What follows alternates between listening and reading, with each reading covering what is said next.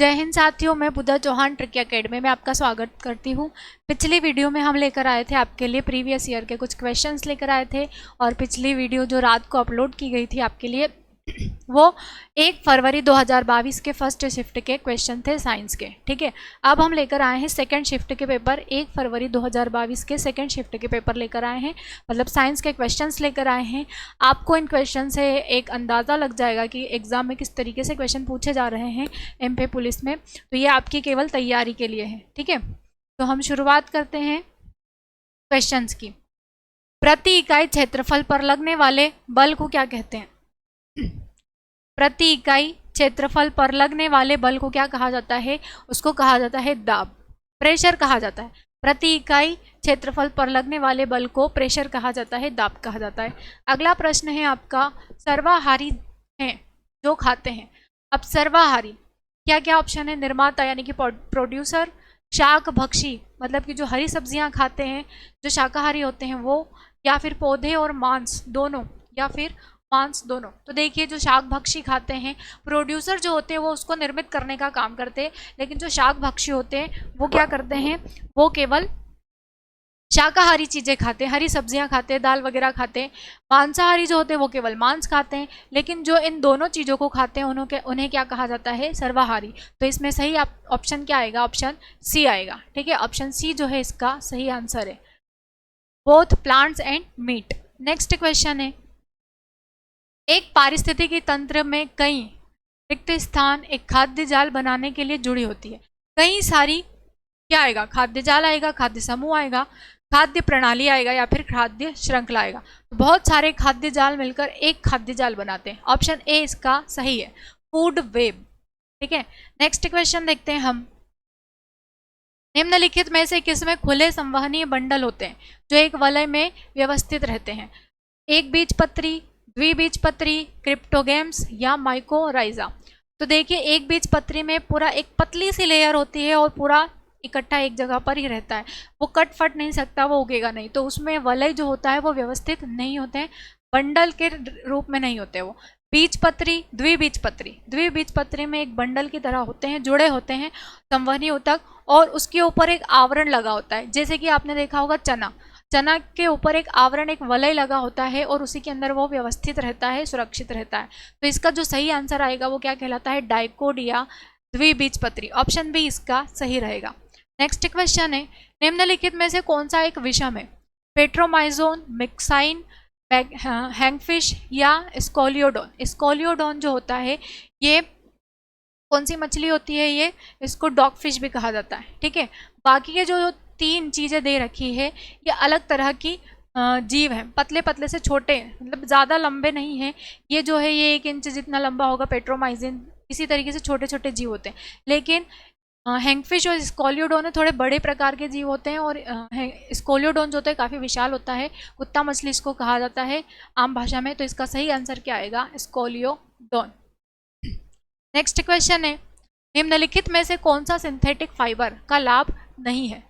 क्या फाइबर मजबूत लोचदार होते हैं, आसानी से चिकन हो जाते हैं, प्राकृतिक रेशों की तुलना में अधिक समय तक रंग और चमक देते हैं, सिंथेटिक फाइबर पेट्रोकेमिकल्स से बने होते हैं और बहुत लंबे समय तक पर्यावरण में रहते हैं। तो इसका जो सही आंसर आएगा, जिसका इससे कोई लाभ नहीं होता है, वो क्या है? रिंकल इजीली, आसानी से चिकन, ये इसका लाभ नहीं है। बाकी ये सारे के सारे इसके लाभ है। नेक्स्ट क्वेश्चन है, निम्नलिखित प्रश्न में 2 कथन है जिनमें एक को अभिकथन और दूसरे को कारण के रूप में लेबल किया गया है। मतलब एक तो है ही सही उसका और दूसरा उसका कारण है। तो आपको इन दोनों कथनों की सावधानी पूर्वक जांच करनी है और दिए गए विकल्पों में से प्रश्न का सही उत्तर बताना है। अभिकथन ए में क्या लिखा है? किसी कुएं का कठोर जल उसमें धोने का सोडा मिलाने पर नरम हो जाता है। सही बात है, वो सॉफ्ट वाटर में बदल जाएगा। यह कैल्शियम और मैग्नीशियम क्लोराइड और सल्फेट के साथ प्रतिक्रिया करके उन्हें अघुलनशील कार्बोनेट लवण में परिवर्तित करता है। तो देखिए, ये इसका कारण हो सकता है, मतलब कि जो भी उसमें सॉफ्टनिंग होगी वो इसका कारण हो सकती है। तो both option A and R इसका सही आंसर है, ऑप्शन ए। ठीक है, ए और आर दोनों सही है। अगला प्रश्न है, ऊष्मीय मान का एसआई मात्रक पूछा गया है। ऊष्मीय मान का एसआई मात्रक किलोग्राम पर mg, मतलब किलोग्राम प्रति मिलीग्राम, जूल प्रति जी, और जूल प्रति किलोग्राम या जूल प्रति मिलीग्राम? तो जूल प्रति किलोग्राम जो है इसका सही आंसर आएगा। ठीक है, नेक्स्ट क्वेश्चन है, एक रिक्त स्थान एक ठोस और तरल दोनों की तरह कार्य कर सकता है। अम्ल, क्षार, गैर न्यूटोनियन द्रव या जिलेटिन? जिलेटिन पेपर टाइप का होता है, अम्ल, क्षार लिक्विड विलियन होते हैं। तो जो तरल और ठोस दोनों तरह से कार्य करते हैं वो क्या कहलाते हैं? नॉन न्यूटोनियन या गैर न्यूटोनियन द्रव कहलाता है। अगला प्रश्न है, मूंगफली के पौधे के किस भाग का उपयोग तेल बनाने में किया जाता है? तेल बनाने में तना, पत्ती, बीज या फूल? सभी को पता है मूंगफली के जो दाने होते हैं बीज जैसे होते हैं वो, तो उसी से क्या बनता है? मूंगफली का तेल बनता है। ऑप्शन सी इसका सही आंसर है। नेक्स्ट क्वेश्चन है, पौधे में पानी और पोषक तत्वों के परिवहन के लिए, पौधे में पानी और पोषक तत्वों के परिवहन के लिए संवहनी ऊतक को क्या कहा जाता है? फ्लोएम, जाइलम, स्टोमेटा या प्लास्टिड? देखिए फ्लोएम जो है ये भोज्य पदार्थों का परिवहन करता है, भोज्य पदार्थों का। ठीक है, स्टोमेटा जो है पत्ती में पाया जाता है, और प्लास्टिड जो है ये लवक होते हैं, लवक हरे रंग के लिए या किसी भी रंग के लिए। ठीक है, किसी भी रंग के लिए लवक होते हैं। तो बचता क्या है? जाइलम। जाइलम जो है इसका सही आंसर है ऑप्शन बी। पानी और पोषक तत्वों का परिवहन कौन करता है? जाइलम। नेक्स्ट क्वेश्चन है, मानव कंकाल जन्म के समय लगभग हड्डियों से बना होता है? 2000, 500, 305 या 120? तो देखिए जन्म के समय मनुष्य में लगभग 305 हड्डियां होती है। ऑप्शन सी इसका सही आंसर है। किसी किसी की किताबों में आपको 306 भी मिलेगा और किसी किसी जगह आपको 300 भी मिलेगा। लेकिन जब वयस्क हो जाता है मनुष्य, मतलब वयस्क हो जाता है मानव, तो उसमें हड्डियां कितनी बच जाती है? 206, क्योंकि बहुत सारी हड्डियां मर्ज हो जाती है, जुड़ जाती है आपस में, नरम नरम हड्डियां आपस में जुड़ जाती है और कठोर हड्डी बना लेती है, तो इसीलिए 206 हो जाती है। अगला प्रश्न देखते हैं हम, संतुलित आहार चार्ट के अनुसार निम्न में से किसका सेवन सबसे अधिक मात्रा में करना चाहिए? अनाज, फल, दालें या चीनी?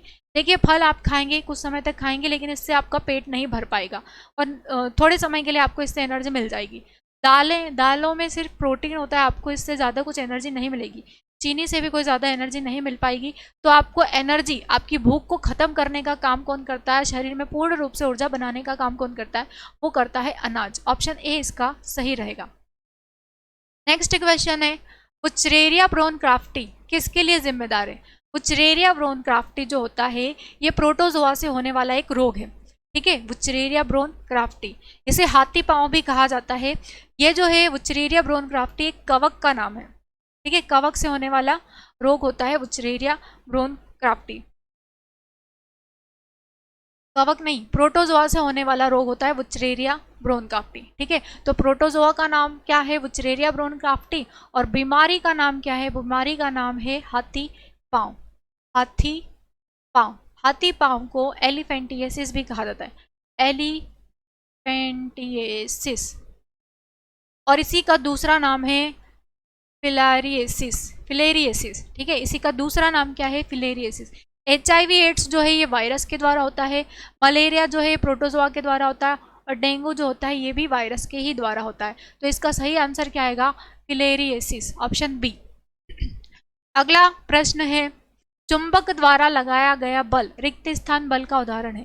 किस प्रकार के बल का उदाहरण होता है चुंबक द्वारा लगाया गया बल? असंपर्क बल का, इसमें कोई संपर्क नहीं होता है। ठीक है, असंपर्क बल का उदाहरण होता है चुंबक द्वारा लगाया बल।